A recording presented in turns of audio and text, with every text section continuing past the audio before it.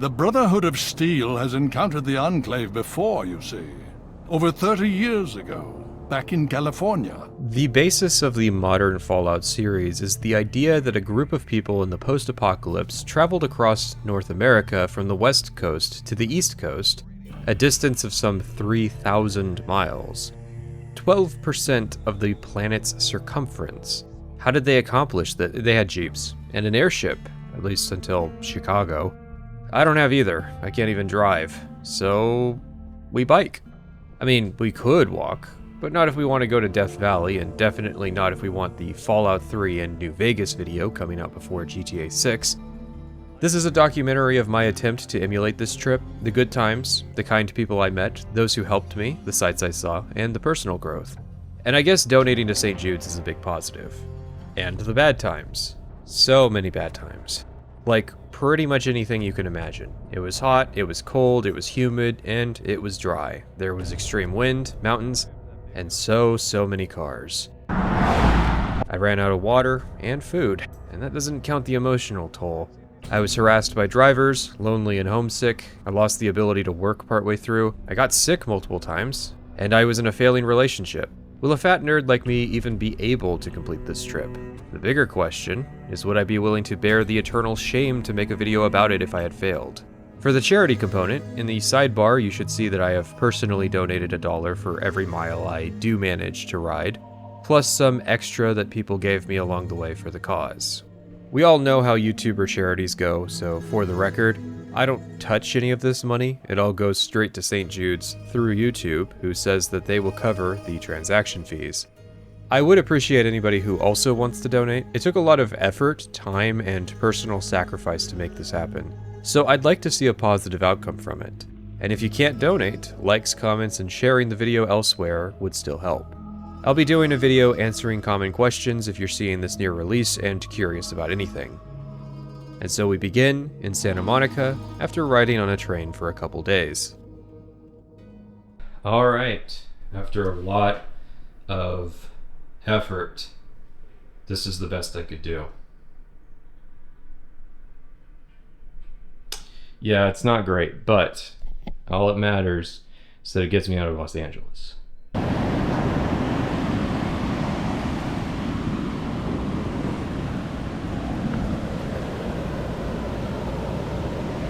Cool, ritual done. That, my friends, is the tire dipping ritual, where you see I going from the Pacific Ocean to the Atlantic Ocean. That's right, I'm in Santa Monica right now, and I will be going to Washington, D.C. I'm doing this to visit various Fallout locations, and in addition, for every mile that I ride, every 1 mile, I'll donate $1 to the charity that is on the sidebar, St. Jude's. But in the interim, I've got 4,000 hard miles ahead of me, including 30 here in Los Angeles.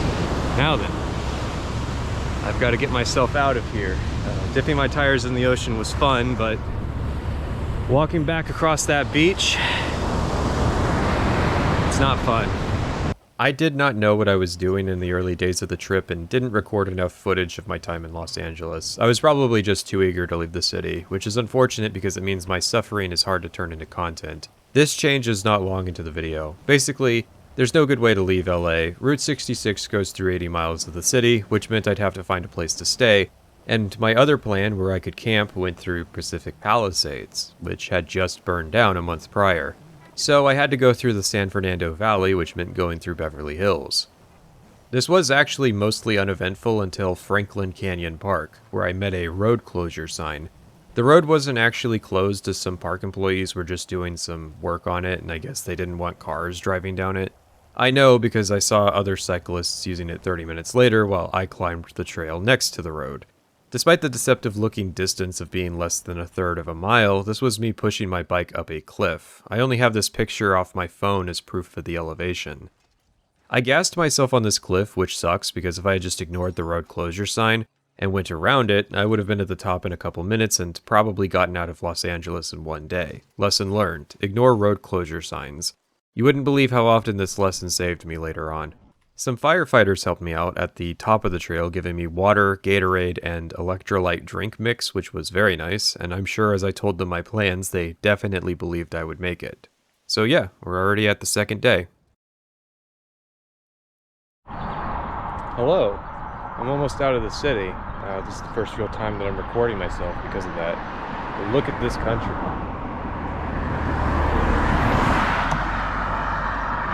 It is sadly interrupted by these cars, but yeah, we're almost out of Los Angeles.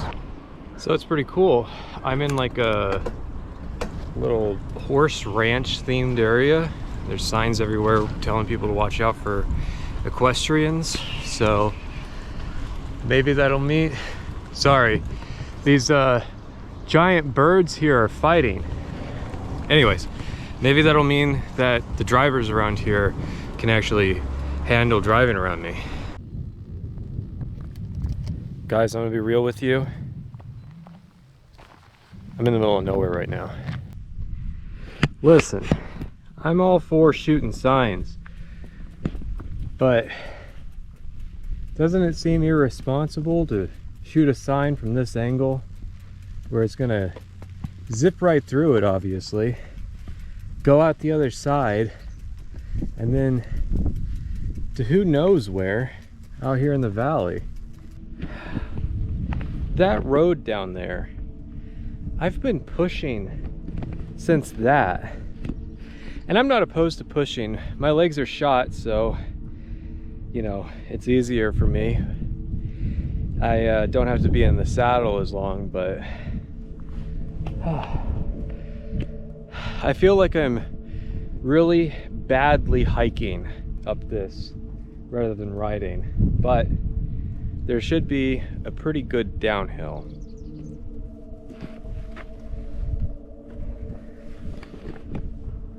Is there just a thing with twisted tea drinkers and littering?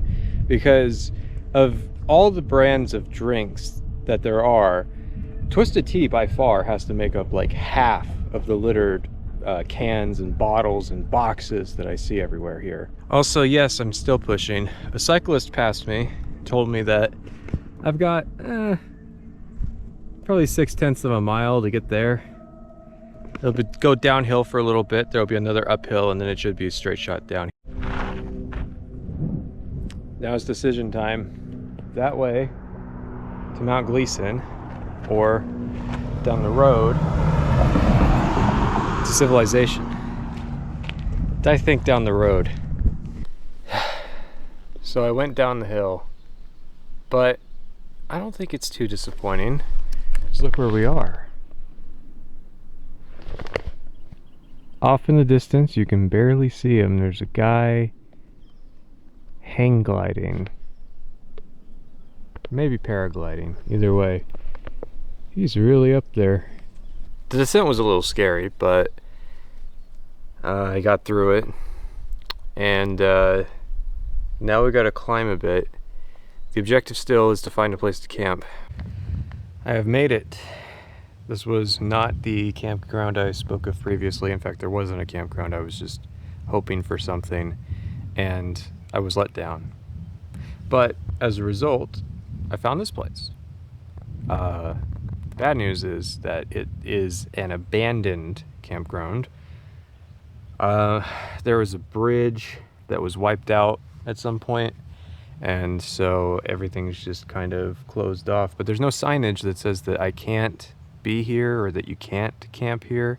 Yeah, it was 30 miles, ungodly amounts of elevation. I had to push a lot because my legs are shot, and it was an experience. I'm a little disappointed that I didn't stick with my plan, but I'm trying to reassure myself that that was fine, because I realized that it would have been downhill, and the downhill on the roads was scary. So I imagine that it's also going to be scary, you know, going down those fire roads. Maybe not. Maybe it would have been a cool experience, but that's not the path that I took. Instead, the path I took led me here to a campsite that I might get kicked out of. Good morning, day 3. I never really you know, shook the sense of paranoia I had about this spot. The one sense of I shouldn't be here from like a legal standpoint. I'm sure that's not true. And then the other, Jack Black slept outside tonight. All right, I just escaped Santa Clarita. There was a nice separated bikeway, but unfortunately it runs along this, whatever this is, the 14 or whatever. So we're trying to get to Acton, and this here, Soledad Canyon Road, is the only option, but on the other side of that hill there is supposed to be a pub. Let's see if it's open, because I need water. It may look like I'm in a completely different country, but I'm still in California. This video was only made possible thanks to my patrons. With their help, we don't need sponsorships to make crazy stuff like this happen. Their version of this video has 4 extra minutes of anecdotes. Well, this is a pleasant surprise. And we are still, of course, surrounded by mountains. I don't know if the GoPro really captures just like the scale of how far down that valley is and how high up that mountain peak is. Today was a long day, and I apologize for not recording most of it. It was a bit of an emotional roller coaster. So, after leaving Santa Clarita, we went back into the San Gabriel Mountains. My legs are still shot. I had to walk a lot of it, which sucked. I did over 3,000 feet of elevation today, but I walked my way to a town called Agua Dulce and had lunch there. Was kind of at the low point. I went through it to the Sierra Highway, and I started to feel better. But what really helped me today was reaching the summit of the Sierra Highway. We had a nice downhill into Acton. Through Acton, we followed the Sierra Highway until we reached this point, Grade Peak or something like that, where you could just look and see out into the desert. We're in the desert now. Well, we're in a motel, but the motel is in the desert. And I had this really nice tailwind. Unfortunately, tailwind means it's hard for me to record, but the plan originally was to stop in Palmdale. I changed plans to stop in Lancaster, and then I changed plans again to stop in Rosamond. So I did over 50 miles for the day, which feels good. So it feels nice after having been crushed the last 2 days to just have it work out at the end. It finally quieted up enough that I can say, welcome to day 4. I think it's gonna be a short day. We're just going from Rosamond to Mojave. Not a lot of miles, but I'm getting the day off. I know I've been credit card touring so far, but the mountains kicked my ass. I feel better though, but more than anything, I'm just glad to be out of that motel room. That place was sketchy. The bathroom was in disrepair, not to mention the layout of the bathroom. There was just exposed wires to control the heater, but people knocked on my door in the middle of the night. That was not nice. So I kept my bike lock by my bed and kind of slept with one eye open. I mean, looking at these views, I'd say we've got our pick of places. We're definitely in the desert now, which is great. Happy to be out here. Happy to see sand. The main thing I'm worried about right now is that I think this merges with the 14, which could suck. Not the first Joshua trees I've seen. Definitely not the last. They're gonna be kind of a fixture for, well, I think until Arizona. Maybe like Nipton or something. But yeah, these things are everywhere. Turn those fucking fans off. I've got enough of a fucking headwind here. We don't need to be running fans. Well, that's bad news. So my choices are the freeway or the frontage road. I don't like either choice. Well, I just kept rolling down it. They didn't really make it all that difficult to like just go around it. So I just went around it. And there's a frontage road the entire way. There's no signs that say like no trespassing on the frontage road like you might see in other places, so I've officially made it to Mojave. We're 125 miles in, hard to believe. Hopefully from here on, we'll be able to record a lot more during the day. I know I said that after leaving Los Angeles, the part of me realized it, but part of me didn't, that, you know, it's still a very much urban area up until now. We had a very windy day today. Incredibly windy, like 20 miles per hour in my face. My lips hurt. So I use cash a lot for a lot of the transactions I do, but the problem with cash is you get left with a lot of change. What do you do with this change, you may ask? And the answer is simple: laundry. Good morning, it's day 5. It's cold and windy, very windy. We have a wind advisory. You see where those mountains are in the distance? So that's like the Mojave sand dune or something. They have some term for it, where all those windmills are. And that specifically is under a wind advisory. We have to go through, I don't know, 5 miles of that to get out of the area of the wind advisory.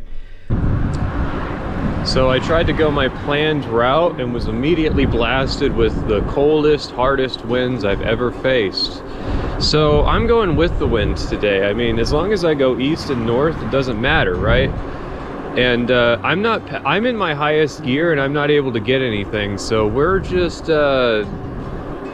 yeah, we're just cruising. Yeah, I'm in the desert. Like, actually in the desert.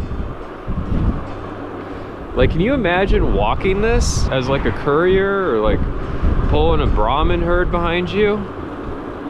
By the way, I'm sorry if I have way too many face close-ups. I don't know how far out to hold the camera just yet. I'm still learning.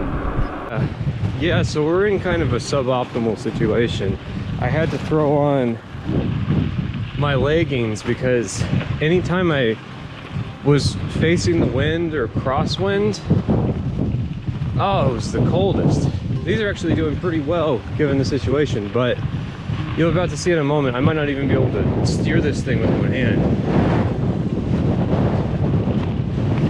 Oh, this is chill, but yeah, this wind is brutal, to say the least. I'm just like hoping I'm vaguely going in the right direction. It doesn't matter really all that much. I just gotta get out of this windstorm because it's going on for a few more days.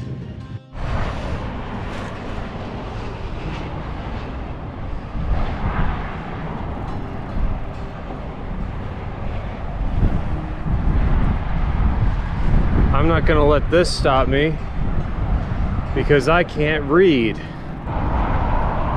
You know, I don't mind highway miles if they're like this. This lets me make up some of the distance.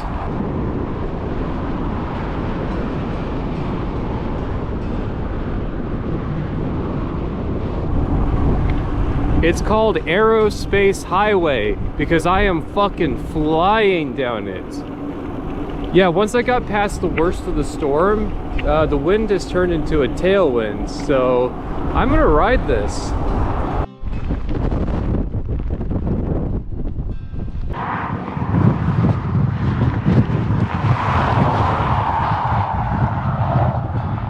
We had a minor mechanical. Axle came loose.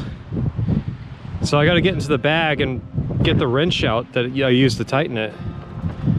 Maybe it's in my my Lazine toolkit that's on the down tube, but yeah, that was an alarming thing to happen.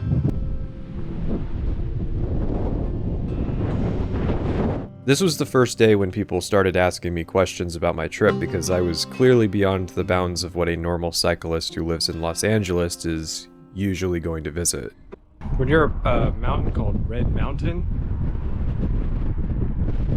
You get your own humor from that. And I think it's that one over there, the red one. It's got kind of a dull top. I've seen many types of rumble strips, and this is always the worst. Why are they so wide? So I have like a thin stretch of asphalt on either side that I can ride on, or I could ride in the rumble strip and just, you know, want to die tomorrow. Whew. I'm at the campsite. I am beat. We had 3,200 feet of climbing, 56 miles, so good day. But it's windy at the campsite, so it made putting up this tent kind of a pain. I'm sure I did an amateur job of it, not the biggest camper. Truth be told, camping is part of this hobby, an integral part of this hobby, but not my favorite part. I think camping for me just balances out. When I'm 6 hours in, I feel like I just want to go home. And then you put up with all the bullshit of camping, and then it's like, oh, well, riding my bike all day wasn't that bad. But I've got a beautiful camp spot. The mountains are obscured now by those clouds, but those are the like big mountains. I think Bakersfield is that way. Ridgecrest is at the bottom of that hill. Yeah, I think today was a good day, despite the massive windstorm that I've been enduring. I think I've pulled through it. Not supposed to cook at the tent, but there's hardly any wildlife out here. I'll cook right outside it, and then I have a place like a couple 100 feet away that I can stash all the food in that sack there. So we're about 100 miles from Death Valley. Now, my aim is to camp near the entrance to Death Valley. So if we have a 50-mile day tomorrow, and a 50-mile after that, then we'll be golden. But the ideal thing would be like a 100-mile day, and I don't know if it's possible. I mean, I seem to be able to do like 2,000 to 3,000 feet of elevation a day. If I had the wind on my side and it was mostly flat, and I didn't fool around for too much time, maybe it would be possible to like get a 100-mile day in, or close to it. Just so that like I'm in Death Valley in 2 days instead of 3 days. I don't know. Unfortunately, the spot where I could stake into the earth was not level. The level spot cannot be staked into. I'm not sure how many more mountains we have to do before Death Valley. I don't really think it's all that many. I think Death Valley is the next, you know, serious amount of elevation that we'll have to deal with, but yeah, I'm starting to get into the physical rhythm of it. The emotional aspects, still working on. I found out a month after I camped here that one of the dangers of wild camping in the desert are these holes where old wells used to be, because people have gone missing by going out to use the restroom in the dark and falling into them. So if you're ever doing this, watch your step. Although, to be honest, you really should anyways, because there are rattlesnakes out here. Good morning. It's day 6. We have mostly packed up. Yeah, I'm on a hill and sliding to the edge of the tent. But I made it through the night.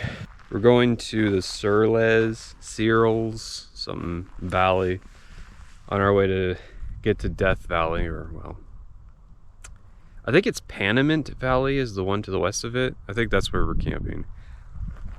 Not tonight. Or maybe tonight, who knows. But some very pretty mountains off in the distance. I just saw a jackrabbit, and holy shit, people aren't lying, those things are huge. It looked like a dog was running out from under the brush. Not like a big dog, but like a small dog. And it was fast.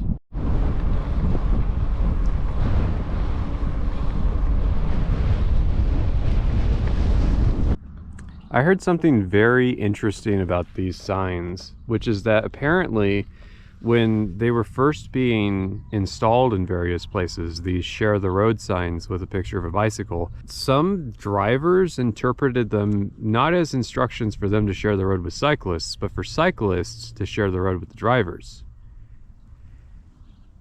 No, like seriously. Now, it is an instruction for everybody to share the road. It's just that, you know, cyclists are much more vulnerable than cars, and so they have to be accommodated for. And it's not hard to accommodate them. I mean, this is like the bare minimum.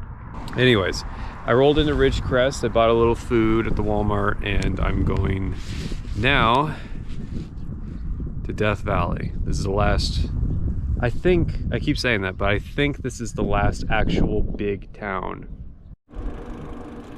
I will give credit where it's due. These bikeways that California cities above a certain size tend to have are really nice. I mean, this is literally nicer than the road next to it. Probably because it's newer, obviously, but like, there are so many places that are investing in this type of infrastructure, but they're building it out of concrete, so it just breaks apart in a couple years. No, you should always build it to last. You know, bikeways are not a trend. They're a piece of infrastructure. They're very useful. So if you build it out of asphalt, it'll last longer and it'll be nicer to use. Of course, the people building concrete bikeways, they've never ridden on it, so they don't necessarily know what it's like, but still, I feel like I'm being treated like an actual person by this town, and not just like the inconvenience upon their way of life. Of course, the infrastructure was made for the people of the town, not necessarily me, but all the same, you know, it's still really nice. So, this is the highway that for the next 90 miles will be taking me to Death Valley. And this is a naval facility, and this sign here says that it cost them $84 million to build. Yeah, this must be like a $84 million chain link fence. Guys, it's funny. Oh shit, we're on the wrong side of the fence.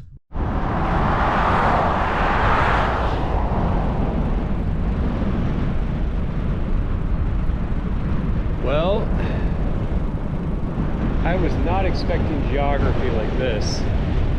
I haven't been following a preset route since Los Angeles. I actually spent probably an entire month planning a specific route to follow, and ended up only really loosely abiding it. You're gonna see some massive deviations between what I had planned and what I actually did. The only time I got lost, though, was when I was trying to navigate Cincinnati's confusing bikeways. It turns out it's pretty easy to navigate when your entire day is following a single highway for 67 miles. This, like, downhill pass is very spooky to have cars go by you, but geographically, it's incredibly cool.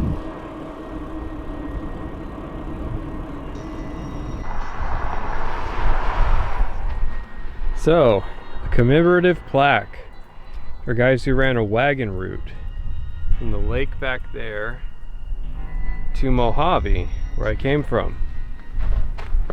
And truly we are brothers in a lot of ways.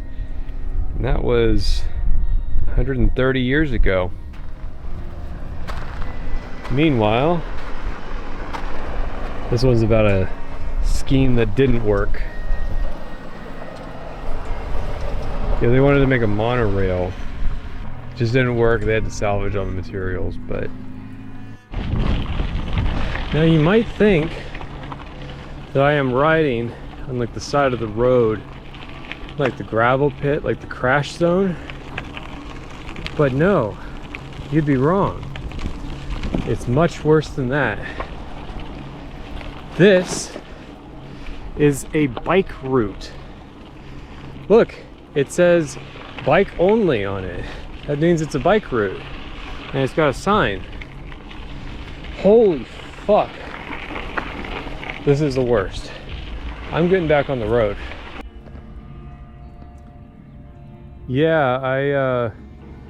I wonder why they had to close it. So I finally made it here to Searles Valley. I don't know. Town's called Trona. And there's a general store, which has camping supplies, but more importantly, they had fried chicken. So I had 2 thighs and a breast. It's got all the macros I need, listen. And then a couple of people offered to give me water, which was very kind of them, even though I really could have got it myself. But people wanted to share and they wanted to know where I was going. We're 47 miles from the base of the pass into Death Valley. It's like Panamint, the Panamint Valley. But yeah, I'm stocked up. I got my 4 liters of water, plus I stuck that on there. It was extra from what I was given, but I've got that nice little strap on there so I could just like strap a bottle on if I want to. But yeah, I don't know if I can do 47 miles after the 30 I've already done today, but who knows? Crazier things have happened. It depends on how much climbing I have to do. And I feel like it's got to be at least a little, because we're next to this like lake bed where they are extracting salt and what smells like sulfur. So in my eyes, there's probably at least a little bit of climbing to get out of this valley. I thought I'd take a stab at this whole walking thing, you know, because the people in Fallout, they seem to walk everywhere. And I gotta be honest, you know, town's way back there. And yeah, we're in the middle of nowhere. But it's very cool middle of nowhere. I'm not sure what I expected it to look like, but it was not this. And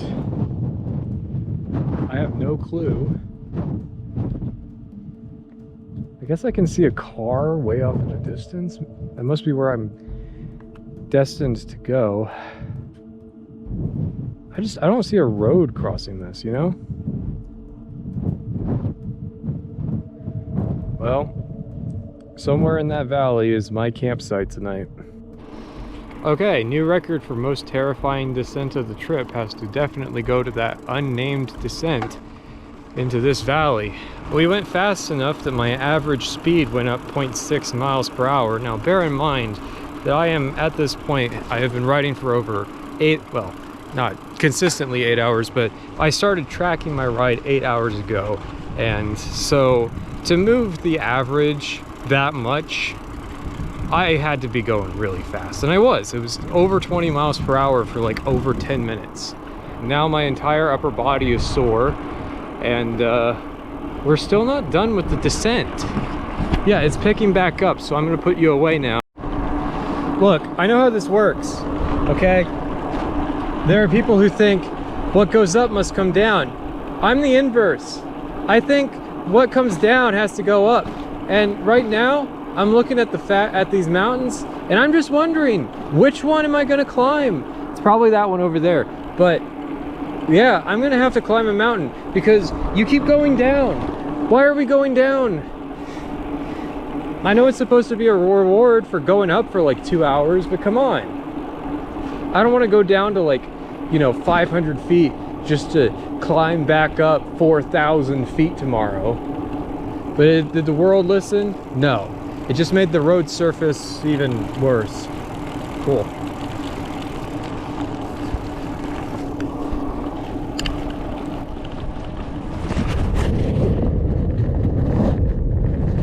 Yeah, I accidentally left the camera on, and it recorded the sounds of me descending for the next 12 minutes.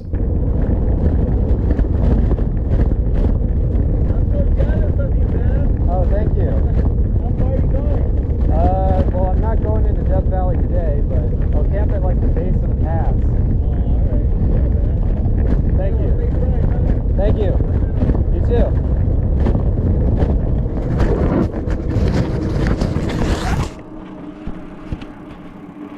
Oh wow, you've been recording the entire time? Then you must have heard the conversation I had. Guy in a Honda pulls up, tells me he's jealous of what I'm doing. Well, people treat me like I'm a celebrity for doing this. And, you know, I guess it does seem pretty hard. But the main thing I'm grateful for right now is this road surface. Whatever that was last, I think it's just old, really old asphalt. That was brutal. This is smoother, but I'm just waiting for this turn. Wherever it turns to go to the one pass, that's when I have to make the decision. I also get to drink then, because I don't want to drink while I'm going downhill. But I've been going downhill for like 30 minutes.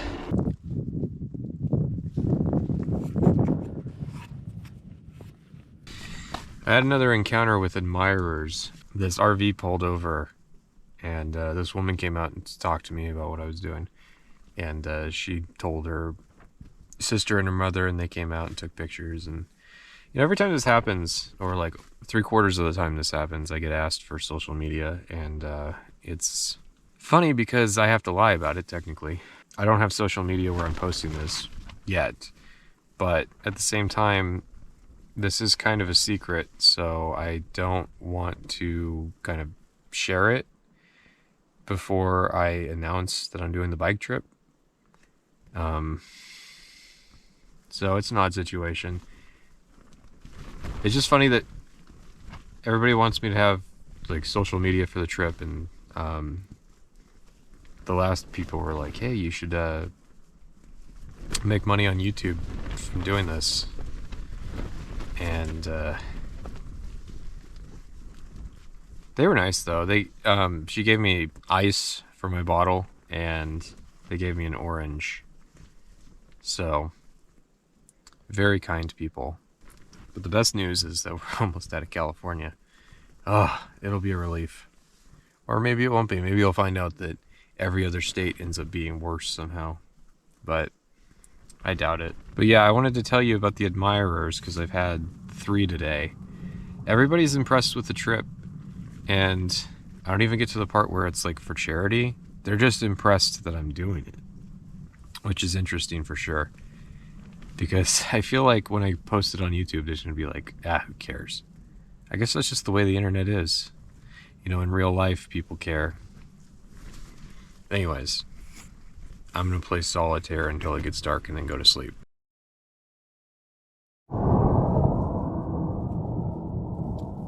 Good morning. It was very windy again. On the road again, and I love me some half-century old pavement. Ugh. Yeah, it didn't come out right. But I've reached the point where you can kind of see the cars on the pass. So, big emotional ups. I know where the pass is. Now, I just have to climb it. I love that in the middle of all this, there's like 100 meters of smooth asphalt, and then it just starts again. This bumpy, shaky, hateful old pavement.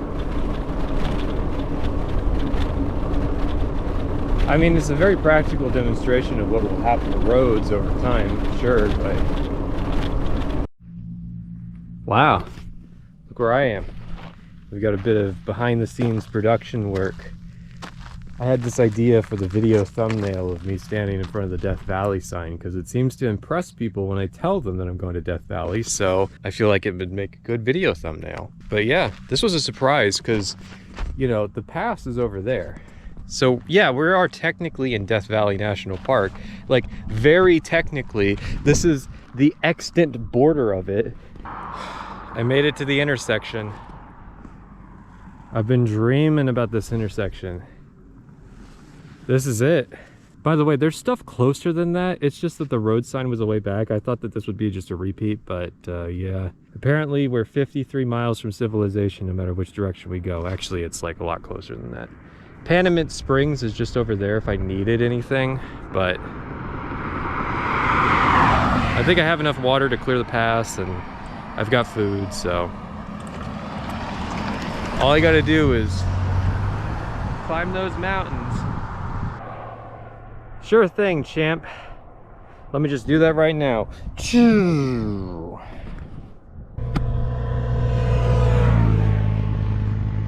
Every time I look back, I have this fear of like rolling back down the hill. And I think the Sisyphean nature of my task has really dawned on me. I've done 1,200 feet. At one point, it said I was walking up a 13% grade. Now, my bike could theoretically pedal up this hill. My legs cannot. I would be very impressed with the cyclist that goes from the bottom of that hill to the top of this hill without gear, let alone with equipment. I'm not complaining too much, you know, this is what I came out here to do, but bruh, I don't care how devoted to Kaisar you are, your ass did not walk this fucking road. Town Pass, 4956 feet, highest point on the trip so far. 17 miles of descent. It sounds like fun. If you said it to me 3 months ago, I said, yeah, that sounds great. Now that I'm in the situation, you know. Long day, decent number of people stopped to make sure that I had enough water. I got about half a liter left to get me to stovepipe. I was turning it down because the less water I had on my bike, the easier it was to get up here. 6 hours and 14 minutes. We've gone 23 miles. Over half of those were getting here. 3,800 feet of ascent. Now I get to white knuckle my brakes the entire way down. So, here in Death Valley, pretty harrowing descent, you know, going down 5,000 feet. I was holding on to my brakes the entire time. But yeah, we've got 3 hours of sunlight left, and I was told that there's a quiet camp spot 25 miles that way. Now it is 85 degrees out, but I've always wanted to see sand dune desert. To me, it's like the quintessential imagery of what a desert is supposed to be. So it's crazy that they're real. Also, 25 miles after dark. I got 5 left, and guess what kicks up? Nice fucking headwind. They didn't say that about the desert, that after dark it just gets really fucking windy. I always just heard cold. I prepared for cold. You can't really prepare for wind, I guess, but this is fucking nonsense. The wind obviously didn't stop. I rode for 12 hours today, since I started riding, but hopefully this lets up because it'll be the most obnoxious windy night of the 3 yet. Alright, we're off. Day 8. I didn't record at the campsite. There were a couple like really loud college girls next to me. But yeah, crashed last night in this town called Furnace Creek. Had no clue what was going on with the campsite. I was kind of in the zone, so got that worked out though. They never even checked if I actually like paid the campsite fee, so maybe I could have just not. I don't know, because it was like 20 bucks.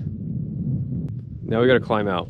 So there's a sign up the road that says no service is 57 miles, but I happened to meet a few cyclists and they said that just means there's no gas. There's a place called Amargosa that should have water, so I'm not too worried about it, but I guess that means 57 miles to Pahrump. I'm not sure. The service out here is not great, so it's hard to get like estimates on how far I need to go, but this should hopefully be the last day of California.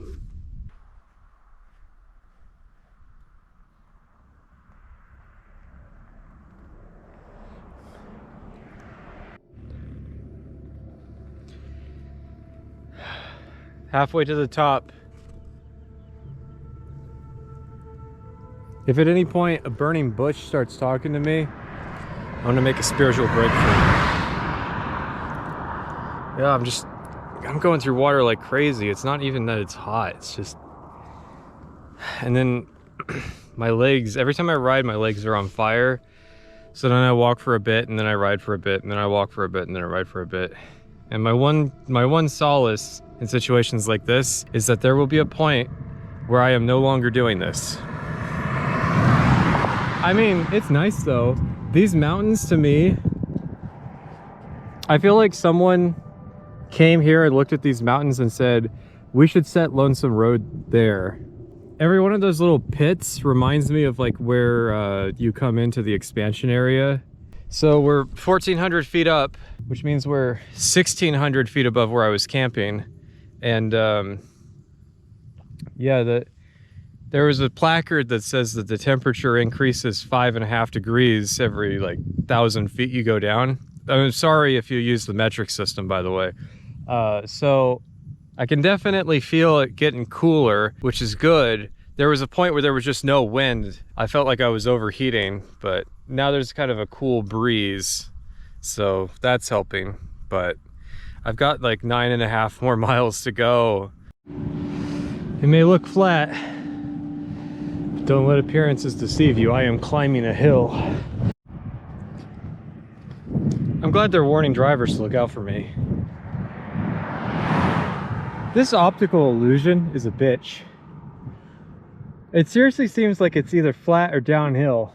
When I came around that corner, it seemed like I was above that sign, but I'm clearly not. And that sign's above me, so that's definitely uphill, but yeah, this is a... I'm probably just tired. And it's making me more susceptible to this kind of thing, but it feels endless. One of those climbs where it prematurely ends the counter like a mile before you actually reach the top. So we peaked at like 3,060 feet and then ended at like 3,000. You know, I think 60 feet, not a big deal. It took a mile. An extra mile of climbing that I didn't know about. But we're at the top. We're at the top, and I can't see civilization. I'm not happy. Not happy. There's a headwind, pretty strong one, going down.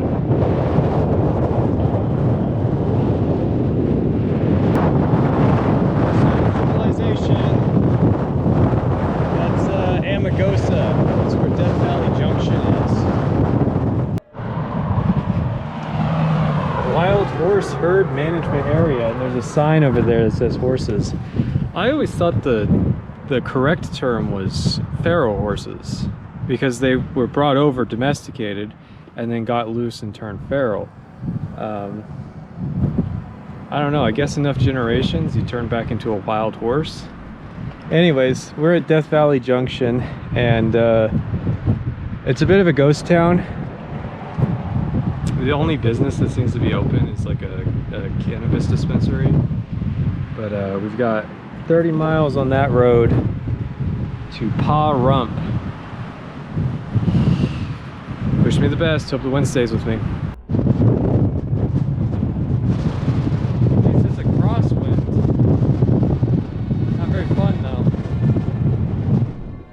Right after this clip, the road turned in a direction that made this 20-mile-per-hour crosswind into a 20-mile-per-hour headwind. This was my third major wind advisory in 4 days that was blowing into my face.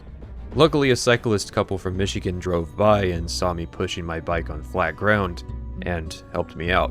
They gave me important advice, which is that it was okay to accept rides in times like this. I had been turning down rides ever since I first started to climb into Death Valley because I wanted to do the entire trip all by myself. But I was still over 20 miles away from Pahrump, and that wind did not slow down for hours. It was the right call, as you'll see.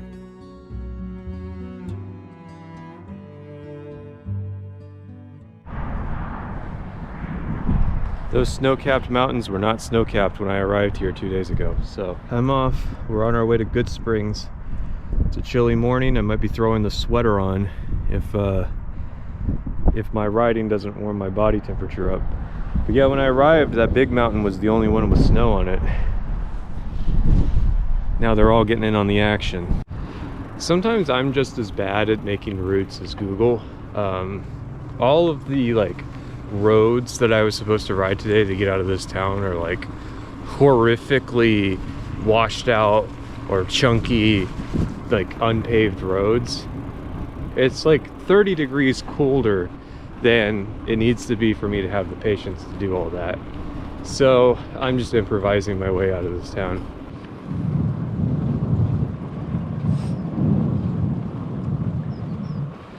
So there's now just one cloud layer above me and blue skies potentially. So that's nice. It'll be a little warmer. But we're in the big flat open part of desert, which is definitely a switch up. I welcome it. All right, gravel bike goes on gravel.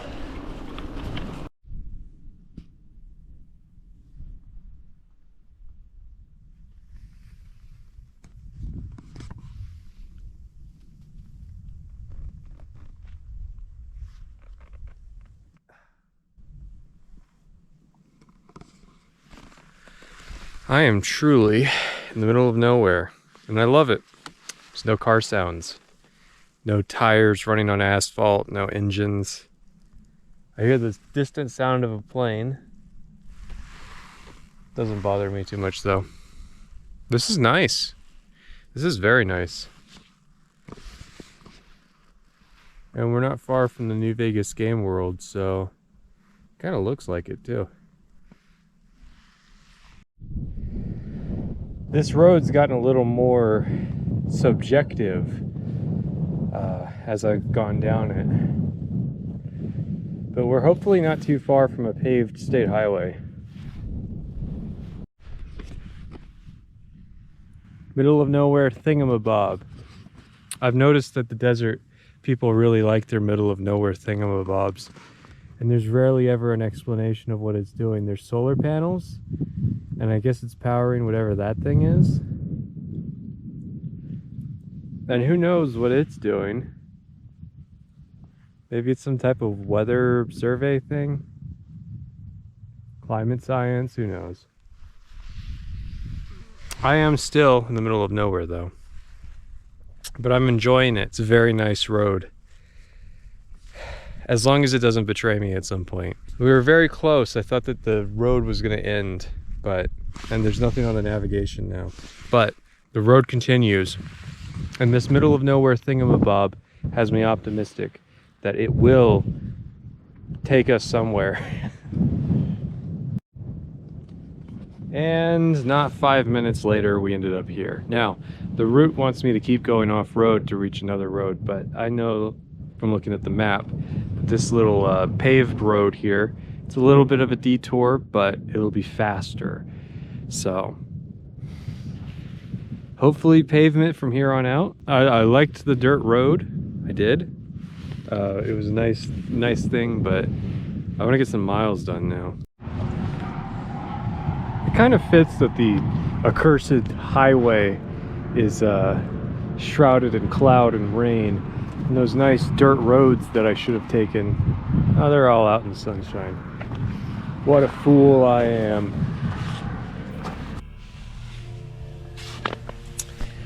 So we're in the tent after 6 hours, only 35 miles. So it's been cold all day, and the clouds have been kind of sitting on the mountains, depositing a lot of that cold, and we have to go through the mountains, which means we'll have to go through the cold. And that would be fine if it was dry, but because it's wet, it's just a little too dangerous. So I made the call to kind of camp at the base of the pass, and then tomorrow it should be drier and we can go over the mountains. But for now, I need to warm up and just kind of hang out. You hear that? That's the sound of me having made the right call. Not the biggest fan. That was about as low as my setup is rated to go. I was not expecting, 40-degree weather on this trip. Alright, camp is up. There are distant gunshots, as there were before the sun went down yesterday. So, just glad to be getting out of here. So after we pass the mountains, we're going to be entering into Vegas. Now, I could take some dirt roads to bypass Vegas, but honestly, we're going to go through a town in Vegas called Enterprise, and then from south from there, there's a boulevard that takes us to Jean, and then we can go up and visit Good Springs. And then maybe Prim. That was unpleasant, but I am alive, so let's get on the road. World famous Mountain Springs Saloon. Stopped in there. It's fucking colder in there than it is out here, and it is cold out here. But allegedly it's 93 feet to the top, so half a mile to go. So I've descended about 1,000 feet down this mountain pass. And I've taken shelter and Park Service restroom because my hands were getting really cold. I didn't pack gloves for cold weather because I thought that all the cold weather would be gone by the time that I came through. So I have to stop here and warm up my hands a bit. I'm not sure what I'm going to do for the rest of the downhill. I guess I'll look and see how long it is and devise a plan. But yeah, not the easiest day. I've seen these a few times out here in the desert, and I always wonder who they think they're trying to fool. The first time I saw one of those was in the Pacific Northwest, and it made sense because there's evergreen trees everywhere. But this is the middle of the desert, you know? There's no trees naturally growing that tall. Anyways, I just passed a sign that says we're 28 miles from Vegas. I've got a bit of a tailwind, and I'm racing these rain clouds. I've been racing them all day, but we're nearing the finish line, I think. The suburban development is a nightmare, man. Holy shit. It's just mile after mile of these just row houses of identical blueprints. Who built this? We're in Vegas. Crashed in a hotel after the 2 pretty terrible days that we had between here and Pahrump. Today, finally, I've been saying this for 3 fucking days now. Today, we're going to Good Springs. I didn't record much more of Vegas coming in here because it was mostly just like suburban nightmare streets, and I was more focused on like staying alive than I was on like shooting a video. Yeah, we're going south. Luckily there's a road. Las Vegas Boulevard goes all the way down to Jean, which we can then take to Good Springs, and then from Good Springs I don't know how to get to Prim without the I-15. I think there's dirt roads you can take.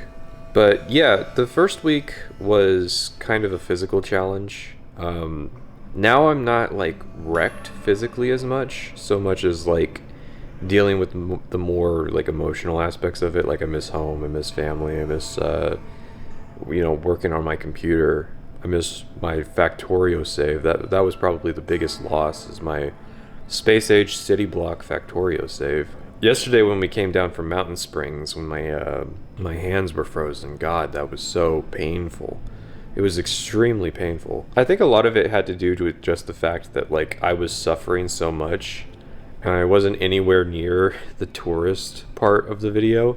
I was just like in the middle of fucking nowhere at this awful biker bar, freezing my ass off, and I was like, why am I doing this? And then like not long after, actually I'm not sure the order of events. At some point though, the city of Vegas came into view with the Strat and everything, and I realized like, oh good, I'm finally here. Next time, will I survive and manage to escape the Mojave? Hey, so I decided to make this a series to help drive excitement for the charity. If you made it this far, likes, comments, and shares are the best non-monetary way to help out. Patrons get early access to the episodes as they are completed. If you don't want to subscribe, then on Patreon you do have the option to do a one-time payment to get access to the entire series, again as it is produced. But if you'd rather donate that money, that's perfectly okay.